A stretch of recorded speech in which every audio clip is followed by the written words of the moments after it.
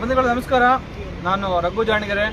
ನನ್ನ ಜೊತೆಗೆ ಇವತ್ತು ನಮ್ಮ ಪಕ್ಷದ ರಾಜ್ಯ ಜಂಟಿ ಕಾರ್ಯದರ್ಶಿಗಳಾದಂಥ ಜೀವನ್ ಅವರಿದ್ದಾರೆ, ಮತ್ತು ಬೆಂಗಳೂರು ಪಶ್ಚಿಮ ಜಿಲ್ಲಾಧ್ಯಕ್ಷ ಆಗಿರ್ತಕ್ಕಂಥ ಅಮಿತ್ ಅವರು ಹಾಗೂ ಹಲವಾರು ಜನ KRS ಪಕ್ಷದ ಪದಾಧಿಕಾರಿಗಳು. ಮತ್ತು ಬೆಂಗಳೂರು ನಗರದಲ್ಲಿ ವಾರ್ಡ್ ಒಂದರಂತೆ ಏನು ಮಾಡಬೇಕಂತ ಹೇಳಿ ನಮ್ಮ ಕ್ಲಿನಿಕ್ ಅಂತಕ್ಕಂಥ ಒಂದು ಆ ಕ್ಲಿನಿಕ್ಗಳನ್ನ ಜನರಿಗೆ ಒಂದು ಒಳ್ಳೆಯ ಆರೋಗ್ಯ ವ್ಯವಸ್ಥೆಯನ್ನು ಕಟ್ಕೊಡ್ಬೇಕು, ಆ ಮುಖಾಂತರ ಒಳ್ಳೆಯ ಆರೋಗ್ಯ ಸೇವೆಗಳನ್ನು ಜನರಿಗೆ ತಲುಪಿಸಬೇಕು ಅನ್ನುವಂಥ ನಿಟ್ಟಿನಲ್ಲಿ ಏನು ರಾಜ್ಯ ಸರ್ಕಾರದ ಒಂದು ಮಹತ್ತರವಾದ ಯೋಜನೆ ಅಂತ ಹೇಳಿ ನಮ್ಮ ಕ್ಲಿನಿಕ್ ಅನ್ನತಕ್ಕಂಥ ಒಂದು ಯೋಜನೆಯನ್ನು ಶುರು ಮಾಡಿದ್ರು.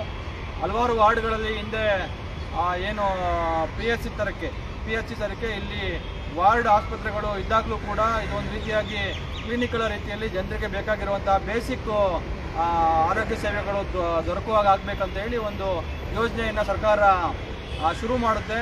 ಆ ಯೋಜನೆಯಲ್ಲಿ ಹಲವಾರು ಜನರು ಈಗಾಗಲೇ ಸುಮಾರು ಒಂದು 250 ವಾರ್ಡ್ಗಿನ್ನ ಹೆಚ್ಚಿಗೆ ಆಲ್ಮೋಸ್ಟ್ 250 ನಮ್ಮ ಕ್ಲಿನಿಕ್ಗಳನ್ನು ಬೆಂಗಳೂರಿನಲ್ಲಿ ಸ್ಥಾಪನೆ ಮಾಡಿದ್ದಾರೆ. ಬೇರೆ ಬೇರೆ ರಾಜ್ಯದ ಬೇರೆ ಬೇರೆ ನಗರಗಳಲ್ಲಿ, ಜಿಲ್ಲಾ ಮಟ್ಟದ ನಗರಗಳಲ್ಲೂ ಕೂಡ ಈ ಥರದ್ದು ನಮ್ಮ ಕ್ಲಿನಿಕನ್ನು ಮಾಡಿದ್ದಾರೆ ಅಂತೇಳಿ ಹೇಳಲಾಗ್ತಾ ಇದೆ.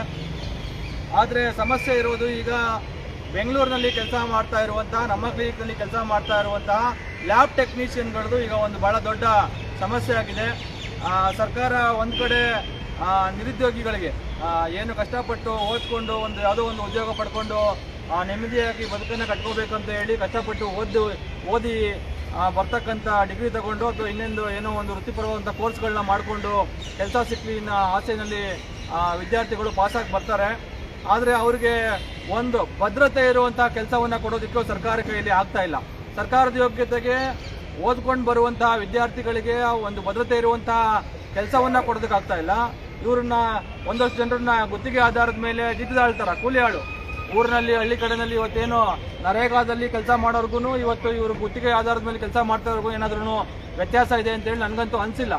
ಆದರೆ ಇವ್ರಿಗೆ ಏನು ಕಮಿಟ್ಮೆಂಟ್ ಮಾಡಿ ಸರ್ಕಾರ ಇವ್ರನ್ನ ನೇಮಕಾತಿ ಮಾಡ್ಕೊಂಡಿತ್ತು, ತನ್ನ ಕಮಿಟ್ಮೆಂಟ್ಗೆ ತಕ್ಕಂಥ ರೀತಿಯಲ್ಲಿ ಸರ್ಕಾರ ಇವತ್ತು ನಡ್ಕೋತಾ ಇಲ್ಲ. ಇವರಿಗೆ ಸರ್ಕಾರವೇ ನಿಗದಿಪಡಿಸಿರೋ ರೀತಿಯಲ್ಲಿ ಸರ್ಕಾರ ಇವರನ್ನ ಲ್ಯಾಬ್ ಟೆಕ್ನಿಷಿಯನ್ ಅಂತ ಹೇಳಿ ಇವರನ್ನ ಕೆಲಸಕ್ಕೆ ಸೇರಿಸ್ಕೊಳ್ಳುತ್ತೆ. ಲ್ಯಾಬ್ ಟೆಕ್ನಿಷಿಯನ್ ಅಂತ ಸೇರಿಸ್ಕೊಂಡು ಅದಕ್ಕೆ ಲ್ಯಾಬ್ ಟೆಕ್ನಿಷಿಯನ್ಗಳಿಗೆ ಏನು ಕಾರ್ಮಿಕ ಇಲಾಖೆಯ ನಿಯಮಾನುಸಾರ ಏನು ಸಂಬಳ ಕೊಡಬೇಕಾಗಿತ್ತು, ಕನಿಷ್ಠ ವೇತನ, ಆ ಸಂಬಳವನ್ನು ಸರ್ಕಾರ ಇದುವರೆಗೂ 2022 ಅಲ್ವಾ 2022ರಲ್ಲಿ ನೇಮಕ ಆಗಿ ಕೆಲಸ ಪ್ರಾರಂಭಿಸಿರುವಂಥ ಸುಮಾರು 250 ಜನ ಲ್ಯಾಬ್ ಟೆಕ್ನಿಷಿಯನ್, ಬೇರೆ ಬೇರೆ ಬೆಂಗಳೂರಿನಾದ್ಯಂತ ಇರುವಂಥ ನಮ್ಮ ಕ್ಲಿನಿಕಲ್ಲಿ ಕೆಲಸ ಮಾಡ್ತಾ ಇರುವಂತಹ ಸುಮಾರು 250 ಜನ ಲ್ಯಾಬ್ ಟೆಕ್ನಿಷಿಯನ್ಗಳಿಗೆ ಇವತ್ತಿನವರೆಗೂ ಕೂಡ ಅವರಿಗೆ ಏನು ಕಾರ್ಮಿಕ ಇಲಾಖೆಯ ನಿಯಮಾನುಸಾರವಾಗಿ ಕನಿಷ್ಠ ವೇತನವನ್ನು ಏನು ಕೊಡಬೇಕಾಗಿತ್ತು ಒಂದು ವೃತ್ತಿನಲ್ಲಿ, ಜಾಬಲ್ಲಿ, ಅದನ್ನ ಸರ್ಕಾರವೇ ಕೊಡ್ತಾ ಇಲ್ಲ. ಇದು ನೋಡಿ ಬಹಳ ಹಾಸ್ಯಾಸ್ಪದ. ಸರ್ಕಾರ ಯಾರಾದ್ರೂ ಸರ್ಕಾರದ ನಿಯಮಗಳನ್ನು ಕಾನೂನನ್ನ ಮುರಿದ್ರೆ, ಕಾನೂನು ನಿಯಮಾನುಸಾರ ನಡ್ಕೊಂಡಿಲ್ಲ ಅಂತ ಅಂದ್ರೆ ಸರ್ಕಾರಿ ಅಧಿಕಾರಿಗಳು ಅಲ್ಲಿ ಹೋಗಿ ಅವರಿಗೆ ಫೈನ್ ಹಾಕೋದನ್ನ, ಶಿಕ್ಷೆ ಕೊಡೋ ಕೆಲಸವನ್ನ ಮಾಡ್ತಾರೆ. ಆದ್ರೆ ಇಲ್ಲಿ ಸರ್ಕಾರವೇ ತಪ್ಪು ಮಾಡ್ತಾ ಇದೆ. ಸರ್ಕಾರವೇ ಕನಿಷ್ಠ ವೇತನವನ್ನ ತಾನು ನೇಮಕಾತಿ ಮಾಡ್ಕೊಂಡಿರುವಂತಹ ಉದ್ಯೋಗಗಳಿಗೆ ಕೊಡ್ತಾ ಇಲ್ಲದೆ ಇರತಕ್ಕಂಥದ್ದು ನಿಜವಾಗ್ಲೂ ಬಹಳ ಬೇಸರದ ವಿಚಾರ. ಆದ್ರೆ ನಮ್ಮ ಇವತ್ತಿನ ವ್ಯವಸ್ಥೆಯಲ್ಲಿ ಏನ್ ಬೇಕಾದ್ರೂ ನಡೆಯುತ್ತೆ. ಇದು ಯಾವುದನ್ನು ಶಾಕಿಂಗ್ ಏನಲ್ಲ, ಏನ್ ಬೇಕಾದ್ರೂ ನಡೆಯುತ್ತೆ. ಇವತ್ತಿನ ರಾಜಕಾರಣಿಗಳು ಇವ್ರು ಯಾರ್ದೋ ಮಕ್ಕಳಿಗೆ ಉದ್ಯೋಗ ಕೊಡೋದಕ್ಕಾಗ್ಲಿ, ಯಾರ್ದೋ ಮಕ್ಕಳ ಭವಿಷ್ಯವನ್ನ ಕಾಪಾಡೋದಕ್ಕಾಗ್ಲಿ ಇವತ್ತಿನ ರಾಜಕಾರಣಿಗಳು ಬಂದಿಲ್ಲ. ಅವರಿಗೆ ಅವ್ರದೇ ಆದಂತಹ ವ್ಯಾಪಾರ ಮಾಡೋದಕ್ಕೆ, ವ್ಯವಹಾರ ಮಾಡೋದಕ್ಕೆ ಇವತ್ತು ಇಲ್ಲಿ ಬರ್ತಾ ಇದ್ದಾರೆ. ನಾನು ಇದನ್ನ ಯಾಕೆ ಹೇಳ್ತಾ ಇದ್ದೀನಿ ಅಂತ ಅಂದ್ರೆ, ಇವರು 250 ಜನ ಏನು ವಿದ್ಯಾರ್ಥಿಗಳು ನಮ್ಮ ಜೊತೆಗೆ ಇದ್ದಾರೆ, ಇವರೆಲ್ಲ ಆಲ್ಮೋಸ್ಟ್ ಇಲ್ಲಿ ತನಕನು ನಮ್ಮ ಹತ್ರ ಬರೋದಕ್ಕಿಂತ ಮುಂಚೆನೆ ಇವರು ಹಲವಾರು ಮಿನಿಸ್ಟರ್ಗಳನ್ನ, MLAಗಳನ್ನ, ಕಮಿಷನರ್ಗಳನ್ನೆಲ್ಲ ಭೇಟಿ ಮಾಡಿ ಅವ್ರಿಗೆ ಆಗ್ತಾ ಇರುವಂತ ಅನ್ಯಾಯವನ್ನ, ಅವ್ರಿಗೆ ಆಗ್ತಾ ಇರುವಂತ ಏನು ನಷ್ಟವನ್ನ ಅವರಿಗೆ ತಿಳಿಸಿ ದಯವಿಟ್ಟು ನಮಗೆ ನ್ಯಾಯ ಕೊಡಿಸಿ ಅಂತ ಕೇಳ್ಕೊಂಡು ಬಂದಿದ್ದಾರೆ. ಆದ್ರೆ ಯಾವೊಬ್ಬ MLA ಆಗ್ಲಿ, ಮಿನಿಸ್ಟರ್ ಆಗ್ಲಿ, ಆರೋಗ್ಯ ಸಚಿವರಾಗ್ಲಿ ಇದುವರೆಗೂ ಇವರಿಗೆ ನ್ಯಾಯ ಕೊಡಿಸುವಂತ ಕೆಲಸವನ್ನ ಮಾಡಿಲ್ಲ. ಇವರು ಹೆಚ್ಚಾಗಿ ನಮ್ಗೇನಾದ್ರೂ ಒಂದು ದೊಡ್ಡ ಧ್ವನಿನಲ್ಲಿ ಒಂದು ಶಕ್ತಿಯಾಗಿ ನಮಗೆ ನ್ಯಾಯ ಪಡ್ಕೋಬೇಕು ಅಂತ ಹೇಳಿ ಮುಂದೆ ಬರೋದಕ್ಕೆ ಪ್ರಯತ್ನ ಪಟ್ರೆ, ಇಲ್ಲಿ ಈಗ ಆಲ್ರೆಡಿ ಅವ್ರ ಸಿಬ್ಬಂದಿ ಇಲ್ಲಿಗೆ ಅವ್ರು ಯಾರನ್ನ ಕೇಳಬೇಕು, ಇಲ್ಲಿರ್ತಕ್ಕಂಥ ಚೀಫ್ ಹೆಲ್ತ್ ಆಫೀಸರ್ ಯಾರಿದ್ದಾರೆ BBMP ವ್ಯಾಪ್ತಿಯಲ್ಲಿ, ಈಗಂತೂ ಅದು BBMPನ ಅಥವಾ GBA ಅಂತ ನಮಗೂ ಡೌಟ್ ಇದೆ. ನಾವೀಗ ಇವ್ರನ್ನ GBA CHO ಅಂತ ಹೇಳ್ಬೇಕಾ ಅಥವಾ BBMP CHO ಹೇಳ್ಬೇಕಂತ ನಮಗೂ ಗೊಂದಲ ಇದೆ. ಅವರು ಕೇಳೋಣ ಅಂತಂದ್ರೆ ಇವತ್ತು ಅವರು ಇಲ್ಲ. ಸೊ ಇವರು ಅಲ್ಲಿ CHO ಕಚೇರಿಗೆ ಬಂದ್ರೆ ಪಾಪ ಇವ್ರಿಗೆ ಅವ್ರದೇ ಆಫೀಸರ್ ಅಲ್ಲ, ಅವರ ಸುಪೀರಿಯರ್ ಇವರು. ಇವರನ್ನ ಎದುರಿಸ್ತಕ್ಕಂತ ಬೆದರಿಸ್ತಕ್ಕಂತ ಮತ್ತೆ ಒಂದ್ ರೀತಿಯಲ್ಲಿ ಬೈದಲ್ಲಿ ಪಾಪ ಇವರು ಅವ್ರಿಗೆ ನ್ಯಾಯಯುತವಾಗಿ ಬರಬೇಕಾಗಿರುವಂತಹ ಅವರ ಬೆವರಿನ ದುಡಿಮೆಯನ್ನ ಕೇಳಿ ಈಸ್ಕೊಳ್ಳೋದಕ್ಕೂ ಕೂಡ ಹೆದರಿಕೆಯಲ್ಲಿ ಕೇಳುವಂತಹ ಪರಿಸ್ಥಿತಿಯನ್ನ ಇವತ್ತು ಈ ವ್ಯವಸ್ಥೆ ನಿರ್ಮಾಣ ಮಾಡಿದೆ. ಅವರು ಈಗ ನಮಗೆ ಈ ತರದೊಂದು ವಿಚಾರ ಇದೆ ಅಂತ ಹೇಳಿ ಗೊತ್ತಾಗಿದ್ದ ಕಾರಣಕ್ಕಾಗಿ ನಾವು ಇದೊಂದು ರೀತಿಯಲ್ಲಿ ಅನ್ಯಾಯ ಆಗ್ತಾ ಇದೆಯಲ್ಲ, ಸುಮಾರು 250 ಜನಕ್ಕೆ ಇವರು ಈ ತರದ್ದು ಮೋಸ ಮಾಡ್ತಾ ಇದ್ದಾರೆ ಅಂತ ಹೇಳಿ ನಾವು ಕೇಳೋಣ ಅಂತ ಹೇಳಿ ಇವತ್ತು ಬಂದ್ವಿ. ಆದ್ರೆ ಇಲ್ಲಿ CHO ಮತ್ತೆ ಸಂಬಂಧಪಟ್ಟಂತ ಯಾವುದೇ ಅಧಿಕಾರಿ ಇವತ್ತು ಕಚೇರಿನಲ್ಲಿ ಇರಲಿಲ್ಲ. ಆದ್ರೆ ಅವರು ಸೋಮವಾರ ಏನೋ ಬರ್ತಾರೆ ಅಂತ ಹೇಳ್ತಾರೆ, ಅದು ಕೇಳಬೇಕು. ಇಲ್ಲಿ ಬಹಳ 2 ವಿಚಾರದಲ್ಲಿ ಇವರಿಗೆ ಅನ್ಯಾಯ ಆಗ್ತಾ ಇದೆ. ಒಂದು, ಕನಿಷ್ಠ ವೇತನ ಏನ್ ಕೊಡಬೇಕಾಗಿತ್ತು ಸರ್ಕಾರವೇ ನಿಯಮಾನುಸಾರ ಏನು ನಿಗದಿ ಮಾಡಿರುವಂತಹ ಕನಿಷ್ಠ ವೇತನವನ್ನು ಅವರು ಕೊಡ್ತಾ ಇಲ್ಲ. ಇನ್ನೊಂದು, ಇವರಿಗೆ ನೋಡಿ PF ಆಗದೆ ಇರುವಂತದ್ದು ಕಾನೂನು ಇದರಲ್ಲಿ ಬಹಳ ದೊಡ್ಡ ಅಪರಾಧ ಅಂತ ಹೇಳಿ ಹೇಳ್ತಾರೆ. ಕ್ರಿಮಿನಲ್ ಅಪರಾಧ, ಅದನ್ನ ಮಾಡಬಾರ್ದು. ಈಗ ಬೇರೆ ಬೇರೆ ಗುತ್ತಿಗೆ ಆಧಾರದ ಮೇಲೆ ಕೆಲಸಕ್ಕೆ ಜನರನ್ನ ಇಟ್ಕೊಂಡು ಗವರ್ಮೆಂಟ್ ಕಚೇರಿಗಳಿಗೆನೆ ಮ್ಯಾನ್ ಪವರ್ ಅನ್ನ ಸಪ್ಲೈ ಮಾಡುವಂತ ಜನರು ಯಾರಾದ್ರೂ PF ಹಣವನ್ನ ಅವರ ಉದ್ಯೋಗಿಗಳಿಗೆ ಹಾಕಿಲ್ಲ ಅಂತಂದ್ರೆ ಸರ್ಕಾರದವರು ಅವ್ರ ಮೇಲೆ ನಾನಾ ತರದ ಕೇಸ್ಗಳನ್ನ ಫಿಟ್ ಮಾಡುವಂತದನ್ನ ನಾವು ನೋಡಿದೀವಿ.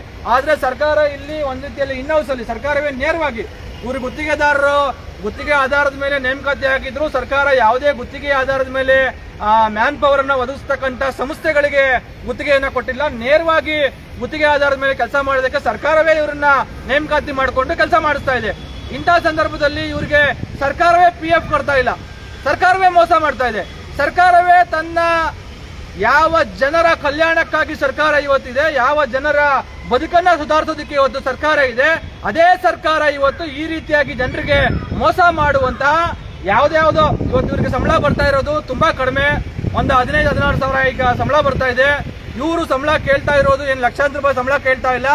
ಸರ್ಕಾರವೇ ನಿಗದಿ ಮಾಡಿರುವಂತಹ ಸುಮಾರು 20,000 ಕನಿಷ್ಠ ವೇತನ ಏನಿದೆ, ಆ ಕನಿಷ್ಠ ವೇತನ 20,000, ಕೇವಲ 20,000 ಕನಿಷ್ಠ ವೇತನವನ್ನ ನೀವು ನಿಗದಿ ಮಾಡಿ ನಮಗೆ ಕೊಡಿ ಅಂತ ಅವ್ರು ಕೇಳ್ತಾ ಇರೋದು. ಏನು 50,000 ಲಕ್ಷಾಂತರ ರೂಪಾಯಿ ಹಣವನ್ನ ಅವ್ರು ಕೇಳ್ತಾ ಇಲ್ಲ. ಆಮೇಲೆ ನಮ್ಮ ಕ್ಲಿನಿಕ್ ಅಲ್ಲಿ ಬೇರೆ ಬೇರೆ ಡಾಕ್ಟರ್ ಸೇರಿದಾಗೆ ಡಾಕ್ಟರು ಮತ್ತೆ ಅಲ್ಲಿ ನರ್ಸ್ಗಳು, ಸ್ಟಾಫ್ ನರ್ಸು ಮತ್ತೆ ಬೇರೆ ಬೇರೆ ಇನ್ಸ್ಪೆಕ್ಟರ್ಗಳು, ಯಾವುದೋ ಹೆಲ್ತ್ ಇನ್ಸ್ಪೆಕ್ಟರ್ ಅಥವಾ ಇನ್ನೊಂದು ಯಾವುದೋ D ಗ್ರೂಪ್ ನೌಕರರು, ಇವ್ರು ಯಾರಿಗೂ ಒಂದ್ ರೀತಿಯಲ್ಲಿ ಸಮಸ್ಯೆ ಇಲ್ಲ ಅಂತ ಹೇಳಲಾಗ್ತಾ ಇದೆ. ಅದೇ ಪಾಪ ಇವರಿಗೆ ಲ್ಯಾಬ್ ಟೆಕ್ನಿಷಿಯನ್ ಗಳಿಗೆ ಅದೇನು ಈ ತರದ್ದು ಸಮಸ್ಯೆ ಯಾಕಾಗಿದೆ ಅಂತ ಗೊತ್ತಿಲ್ಲ. ಅದು ಸಮಸ್ಯೆ ಆದ್ರೂ ಆ ಸಮಸ್ಯೆಯನ್ನ ಅರ್ಥಕೊಂಡು ಬಗೆಹರಿಸಬೇಕಾಗಿರುವಂತ ಕೆಲಸವನ್ನ ಮಾಡಬೇಕಾಗಿರುವಂತವ್ರು ಇವ್ರನ್ನ ಎದುರಿಸ್ತಕ್ಕಂಥ ಕೆಲಸವನ್ನ ಮಾಡ್ತಾ ಇದ್ದಾರೆ ಹೊರತು ಅವ್ರಿಗೆ ನ್ಯಾಯ ಕೊಡಿಸ್ತಕ್ಕಂಥ ಮತ್ತೆ ಅವ್ರಾಗಿರ್ತಕ್ಕಂಥ ಸಮಸ್ಯೆನ ಬಗೆಹರಿಸುವ ನಿಟ್ಟಿನಲ್ಲಿ ಅವ್ರು ಯಾವುದೇ ಪ್ರಯತ್ನವನ್ನ ಮಾಡದೇ ಇರುವಂತದ್ದು ನಮಗೂ ಬೇಸರ ಆಯ್ತು. ಅವರು ಹೇಳಿದ್ದನ್ನ ಕೇಳಿಸ್ಕೊಂಡು ಅವರೇ ಇವ್ರೇನ್ ನಮ್ಮ ಕೂಲಿಲಿ ಇದಾರಾ ಅಥವಾ ನಮಗೋಸ್ಕರ ಕೆಲಸ ಮಾಡ್ತಾ ಇದಾರಾ ಅಥವಾ ನಮ್ಮವ್ರನ್ನೇ ನಮ್ಮ ಜನರನ್ನೇ ಶೋಷಣೆ ಮಾಡೋದಕ್ಕೆ ಇವ್ರು ಇದಾರಾ ಅಂತ ಹೇಳಿ. ಇವರೆಲ್ಲರೂ ಏನು ಶ್ರೀಮಂತರ ಮಕ್ಕಳು ಅಥವಾ ಕೋಟ್ಯಾಧೀಶರ ಮಕ್ಕಳಲ್ಲ. ಕೋಟ್ಯಾಧೀಶರ ಅಥವಾ ಶ್ರೀಮಂತರ ಮಕ್ಕಳಾಗಿದ್ರೆ ಅವ್ರು ಕೊಡುವಂತ ಜುಜ್ಮಿ 20,000 ರೂಪಾಯಿ ಸಂಬಳಕ್ಕೆ ಯಾವನು ಬರ್ತಾ ಇರಲಿಲ್ಲ ಕೆಲಸಕ್ಕೆ. ಪಾಪ ಅವರು ಒಬ್ಬ ಲ್ಯಾಬ್ ಟೆಕ್ನಿಷಿಯನ್, ನಿಜಕ್ಕೂ ಲ್ಯಾಬ್ ಟೆಕ್ನಿಷಿಯನ್ ಬಹಳ ಒಂದು ದೊಡ್ಡ ಒಂದು ಜವಾಬ್ದಾರಿಯುತವಾಗಿರ್ತಕ್ಕಂಥ ಕೆಲಸ. ಅಂತ ಜವಾಬ್ದಾರಿಗೆ 20,000 ನಿಜವಾಗ್ಲೂ ಬಹಳ ಕಡಿಮೆ. ಅಂತದ್ರಲ್ಲಿ ಆ 20,000 ಕೊಡೋದಕ್ಕೂ ಇವರು ಈ ರೀತಿಯಾಗಿ ಯಾವ್ದಾವ್ದೋ ಊರುಗಳಿಂದ ಹಳ್ಳಿಗಳಿಂದ ಕಷ್ಟಪಟ್ಟು ಓದ್ಕೊಂಡು ಬೆಂಗಳೂರಿನಲ್ಲಿ ಬಂದು ಸೇರ್ಕೊಂಡು ಏನೋ ಒಂದು ಬದುಕನ್ನ ಕಟ್ಕೋಬೇಕು ಅಂತ ಹೇಳಿ ಬಯಸ್ತಾ ಇರ್ತಕ್ಕಂಥ ಈ ತರದ ಯುವಕರಿಗೆ ಏನು ಯುವಜನರಿಗೆ ಸರ್ಕಾರ ಮಾಡ್ತಾ ಇರುವಂತದ್ದು ನಿಜಕ್ಕೂ ಅಕ್ಷಮ್ಯ, ಬಹಳ ದೊಡ್ಡ ಮೋಸ ಇದು. ಹಾಗಾಗಿ ನಾವು ಅವರಿಗೆ ನ್ಯಾಯ ಕೊಡಿಸ್ಬೇಕು. ಇಲ್ಲ ಇದು ಸರಿ ಹೋಗ್ತಾ ಇಲ್ಲ, ಸರಿ ಕಾಣ್ತಾ ಇಲ್ಲ ಅವ್ರು ಮಾಡ್ತಾ ಇರೋದು ಅಂತ ಹೇಳಿ ನಾವು ಕೇಳೋಣ ಅಂತ ಹೇಳಿ ಬಂದ್ವಿ. ಅವ್ರು ಇವತ್ತು ಇಲ್ಲ. ಹಾಗಾಗಿ ಈ ವಿಚಾರವನ್ನ ಜನತೆಗೂ ತಿಳಿಸಬೇಕು. ಏನೇನೋ ಸರ್ಕಾರಗಳು ಯೋಜನೆಗಳನ್ನ ರೂಪಿಸಿ ಯೋಜನೆಗಳನ್ನ ಮಾಡೋದಲ್ಲ. ಈಗಲೇ ನೋಡಿದ್ವಿ GBA ಆಗಿದೆ ಅಂತ ಹೇಳಿ ಇಲ್ಲಿ BBMP ಇರೋಂತವ್ರಿಗೆ ಎಲ್ಲರಿಗೂ 2-3 ಹುದ್ದೆಗಳನ್ನ ಹೆಚ್ಚುವರಿಯಾಗಿ ಕೊಟ್ಟು ಹೆಚ್ಚುವರಿಯಾಗಿ ಕೆಲಸ ಮಾಡಿಸ್ತಾ ಇದ್ದಾರೆ. ಹೆಚ್ಚುವರಿಯಾಗಿ ಕೆಲಸ ಮಾಡುವಂತ ಜನರು ಇನ್ನು ಎಷ್ಟು ಕೆಲಸ ಮಾಡ್ತಾರೋ ಗೊತ್ತಿಲ್ಲ. ಈ ನಿಟ್ಟಿನಲ್ಲಿ ನಮ್ಮ ಕ್ಲಿನಿಕ್ ಹಂಗೇನೆ ಒಂದ್ ರೀತಿಯಲ್ಲಿ ಏನೋ ಪ್ರಚಾರಕ್ಕೂ ಅಥವಾ ಇನ್ನೇನೋ ಇವ್ರಿಗೆ ಜನರಿಗೆ ಅದು ಮಾಡಿದ್ವಿ ಇದು ಮಾಡಿದ್ವಿ ಅಂತ ಹೇಳಿ ಹೇಳ್ಕೊಳಕ್ಕೆ ಇವ್ರು ಮಾಡ್ಬಿಡ್ತಾರೆ. ಆದ್ರೆ ಅದನ್ನ ಸರಿದೂಗಿಸ್ಕೊಂಡು ಹೋಗುವಂತಹ ಅದಕ್ಕೆ ಬೇಕಾಗಿರುವಂತಹ ಸಂಪನ್ಮೂಲಗಳನ್ನ ಸರಿಯಾಗಿ ಒದಗಿಸ್ಕೊಂಡು ಜನರಿಗೆ ಕೆಲಸ ಮಾಡೋರಿಗೆ ಸಂಬಳ ಕೊಟ್ಟು ಅದನ್ನ ಒಂದು ಯಶಸ್ವಿಯಾಗಿ ಒಂದು ಯೋಜನೆಯನ್ನ ಮುಂದುವರಿಸುವಂತ ತಾಕತ್ತು ಸರ್ಕಾರಗಳಿಗೆ ಇರೋದಿಲ್ಲ. ಕೇವಲ ಪ್ರಚಾರಕ್ಕಾಗಿ ಇವರು ಯೋಜನೆಗಳನ್ನ ಮಾಡುವಂತದ್ದು ಇದು ನಮ್ಗೆ ಎದ್ದು ಕಾಣಿಸ್ತಾ ಇದೆ. ಇವರ ಒಂದು ವಿಚಾರದಲ್ಲೇನೆ ಇವ್ರಿಗೆ ಸಂಬಳ ಕೊಡೋದಕ್ಕೆ ಇವ್ರ ಕೈಲಿ ಆಗ್ತಾ ಇಲ್ಲ, ಸರಿಯಾಗಿ ಸಂಬಳ ಕೊಡ್ತಾ ಇಲ್ಲ. ಇಲ್ಲಿರುವಂತವ್ರು ಮಾಡ್ತಾ ಇರುವಂತಹ ಮೋಸವನ್ನ ಮಿನಿಸ್ಟರ್ಗಳು MLA ಹತ್ರ ಹೋದ್ರು ಕೂಡ ಇವ್ರಿಗೆ ಇಲ್ಲಿ ಯಾರೋ ಕೆಳ ಹಂತದಲ್ಲಿ ಕೆಲಸ ಮಾಡುವಂತ ಅಧಿಕಾರಿಗಳಿಗೆ ಮಕ ಕೂಗದೆ ಇವ್ರಿಗೇನೋ ಅನ್ಯಾಯ ಆಗಿದೆ ಅವ್ರಿಗೆ ಸರಿಪಡಿಸಿ ನ್ಯಾಯ ಕೊಡಿಸಿ ಅಂತ ಹೇಳ್ತಕ್ಕಂಥ ಕೆಲಸವನ್ನ ಜನಪ್ರತಿನಿಧಿಗಳು ಮತ್ತೆ ಮಂತ್ರಿಗಳು ಮಾಡ್ತಾ ಇಲ್ಲ ಅಂತ ಅಂದ್ರೆ ಯಾರ ಹತ್ರ ಹೋಗ್ಬೇಕು ಇವರು? ಸಾಮಾನ್ಯ ಜನರಿಗೆ ಎಲ್ಲಿ ನ್ಯಾಯ ಪಡ್ಕೋಬೇಕು? ಏನ್ ದಿವಸ KRS ಪಕ್ಷದವರೇ ಇರ್ತಕ್ಕಂಥ ಸಮಾಜದಲ್ಲಿರ್ತಕ್ಕಂಥ ಎಲ್ಲ ಸಮಸ್ಯೆಗಳಿಗೆ ನಾವೇ ಬಂದು ನ್ಯಾಯ ಕೊಡಿಸೋದಕ್ಕಾಗುತ್ತಾ? ನಾವೇ ಬಂದು ಹೋರಾಟ ಮಾಡಿ ಕೇಸ್ಗಳು ಹಾಕ್ಸ್ಕೊಂಡು ನಮ್ಮ ಕೆಲಸಗಳು ಬಿಟ್ಟು ಹೋರಾಟ ಮಾಡಕ್ಕಾಗುತ್ತಾ? ನಾಚಿಕೆ ಮಾನ ಮರ್ಯಾದೆ ಇಲ್ವಾ ಸರ್ಕಾರ ನಡೆಸೋರ್ಗೆ? ಇದು ಈ ತರಕ್ಕೆ ಇವತ್ತು ಸರ್ಕಾರದಲ್ಲಿ ಈ ಏನು ಲ್ಯಾಬ್ ಟೆಕ್ನಿಷಿಯನ್ಗಳಿಗೆ ಸುಮಾರು 250 ಜನ, ಒಬ್ರಲ್ಲ ಇಬ್ರಲ್ಲ 250 ಜನರಿಗೆ ಎಷ್ಟು ದೊಡ್ಡ ಸಂಖ್ಯೆಯ ಜನರಿಗೆ ಎಷ್ಟು ದೊಡ್ಡ ಅನ್ಯಾಯ ಮೋಸ ಆಗ್ತಾ ಇದೆ. ಹಾಗಾಗಿ ಅವ್ರಿಗೆ ಒಂದಷ್ಟು ನ್ಯಾಯ ಕೊಡಿಸ್ಬೇಕಂತ ಹೇಳಿ ನ್ಯಾಯಕ್ಕಾಗಿ ನಾವು ಕೊಡಿಸೋದಕ್ಕೆ ಪ್ರಯತ್ನ ಮಾಡೋಣ ಅಂತ ಹೇಳಿ ನಾವು ಇವತ್ತು KRS ಪಕ್ಷ ಮುಂದಾಗಿದ್ದೀವಿ. ಆದ್ರೆ ಅವರು ಸಿಕ್ಕಿಲ್ಲ. ಈಗ ಸೋಮವಾರ ಅವರು ಸಿಗ್ತೀನಿ ಅಂತ ಹೇಳ್ತಾ ಇದ್ದಾರೆ. ಸೋಮವಾರ ಅದನ್ನ ಹೋಗಿ ವಿಚಾರ ಮಾಡ್ತೀವಿ. ಈಗಲೂ ಕೂಡ ಸಂಬಂಧಪಟ್ಟಂತವ್ರು ಎಚ್ಚೆತ್ಕೊಂಡು ಕೂಡಲೇ ಅವ್ರಿಗೆ ಏನು ಅನ್ಯಾಯ ಆಗಿದೆ ಅದನ್ನು ಸರಿಪಡಿಸು, ಅವ್ರಿಗೆ ನ್ಯಾಯ ಕೊಡಿಸ್ಲಿ ಅನ್ನೋದಷ್ಟೇ ನಮ್ದು ಏನು ಬೇಡಿಕೆ. ನಮ್ದೇನು ಬೇರೆ ಏನು ನಮ್ಮ ಪಕ್ಷದ ಬೇಡಿಕೆ ಅಲ್ಲ, ಪಕ್ಷದ ಕೆಲಸನೂ ಅಲ್ಲ ಇದು.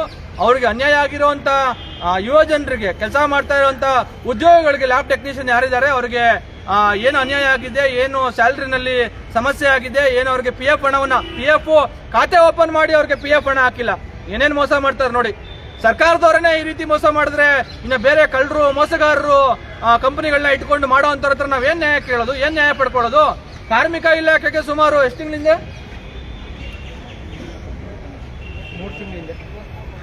4-5 ತಿಂಗಳಿಂದ ಕಾರ್ಮಿಕ ಇಲಾಖೆಗೆ ದೂರು ಕೊಟ್ಟು ಬಂದಿದ್ದಾರೆ. ಹಿಂಗೆಲ್ಲ ನಮಗೆ ಅನ್ಯಾಯ ಆಗಿದೆ, PF ಕೊಡ್ತಾ ಇಲ್ಲ ಸರ್ಕಾರದವರು ಅಂತ.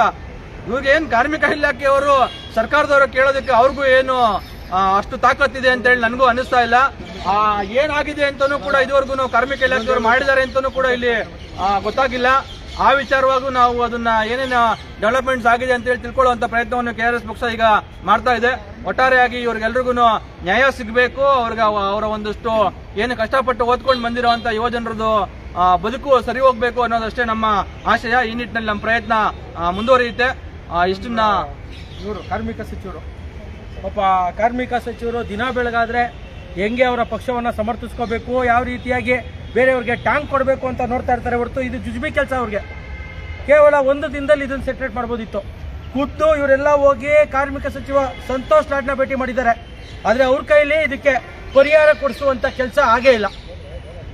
ಸ್ವಾಮಿ ಸಂತೋಷ್ ಲಾಡ್ ಅವರೇ, ಈ ಮುಖಾಂತರ ನಾನು ಕೇಳ್ಕೊತೀನಿ, ನೀವೇನು ದಿನ ಬಂದು ಮೀಡಿಯಾದಲ್ಲಿ ಭಾಷಣ ಮಾಡ್ತೀರಾ ಅಥವಾ ಬೇರೆಯವ್ರನ್ನ ಆಡ್ಕೋತೀರಾ? ಇದು ನಿಮಗೂ ಸಂಬಂಧಪಟ್ಟಿರುವಂಥದ್ದು. ಇವತ್ತೇ ನೀವು ಏನಾದರೂ ಈ ಲೈವ್ನ ನೋಡಿದ್ರೆ ಈ ಕ್ಷಣದಲ್ಲೇ ನೀವು ಇದನ್ನು ಸರಿ ಮಾಡಬಹುದು. ಸರಿ ಮಾಡುವಂಥ ಪ್ರಯತ್ನವನ್ನು ಮಾಡಿ ಅಂತ ನಾನು ಈ ಮೂಲಕ ಆಗ್ರಹ ಮಾಡ್ತೀನಿ. ಇದಿಷ್ಟು ಹೇಳ್ತಾ ಇವತ್ತಿನ ಲೈವ್ ಕಾರ್ಯಕ್ರಮವನ್ನು ನಾವು ಮುಕ್ತಾಯ ಮಾಡ್ತಾ ಇದ್ವಿ. ಇವ್ರಿಗೊಂದು ನ್ಯಾಯ ಕೊಡಿಸುವಂತ ಮತ್ತು ಇವ್ರ ಸಮಸ್ಯೆಯನ್ನ ಬಗೆಹರಿಸ್ತಕ್ಕಂಥ ಪ್ರಯತ್ನವನ್ನು KRS ಪಕ್ಷ ಮುಂದುವರಿಸುತ್ತೆ ಅಂತ ಮಾತನ್ನ ಈ ಸಂದರ್ಭದಲ್ಲಿ ಹೇಳ್ತಾ ಎಲ್ರಿಗೂ ಒಳ್ಳೆಯದಾಗಲಿ. ಜೈ ಹಿಂದ್, ಜೈ ಕರ್ನಾಟಕ, ಜೈ KRS. Thank you.